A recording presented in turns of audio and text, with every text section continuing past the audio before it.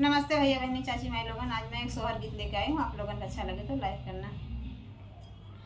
ससुरे से मोर ननदी आई दुअरी आई पठाड़ भाई दुअरी आई पठाड़ भाई हो। ससुरे से मोर ननदी आई दुअरी आई पठाड़ भाई हो।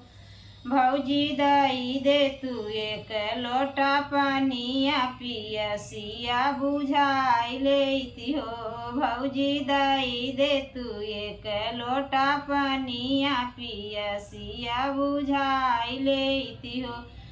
नंदार सरित टूट गई बल्टी फूट गई बल्टी फूट गई हो। नंदा कुआना में परा बालू रे तवत पनिया जुलूम भय हो। नंदा कुआना में परा बालू रे तवत पनिया जुलूम भय हो। ससुरे से मोर ननदी आई आंगनवई में ठाड़ भाई हो। ससुरे से मोर ननदी आई आंगनवई में ठाड़ भाई हो। भौजी दाई दे तू दुई ठी रोटिया त भूखिया मिठाई लेती हो। भौजी दाई दे तू दुई ठी रोटिया त भूखिया मिठाई लेती हो। नंदा गोहूँ नंदा बेलना त टूट गए चौकी फूट गई हो। नंदा बेलना त टूट गए चौकी त फूट गई हो। नंदा गोहुआ में लगी गावा घुनावा त रोटिया जुलूम भई हो। नंदा गेहुआ में लगी गावा घुनावा त रोटिया जुलूम भई हो। ससुरे से मोर नंदी आई दरवाजवई बीच ठाड़ भाई दरवाजवई बीच ठाड़ भाई हो। ससुरे से मोर ननदी आई दरवाजवई बीच ठाड़ भाई हो। भौजी दाई दे तू दुई बूंद तेलावा के सिया समारी लेती हो। भौजी दाई दे तू दुई बूंद तेलावा के सिया समारी लेती हो। भौजी दाई दे तू दुई बूंद तेलावा के सिया समारी लेती हो।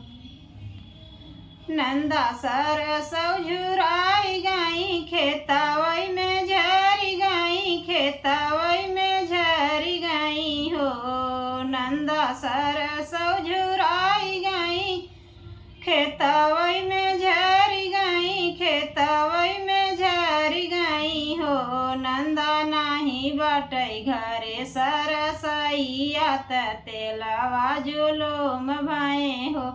नंदा नाही बाटई घरे सरसैया त तेलवा जुलूम भय हो। ससुर से मोर ननदी आई ओ सरवई बीच ठाड़ भाई हो। ससुरे से मोर ननदी आई ओ सरवई बीच ठाड़ भाई हो।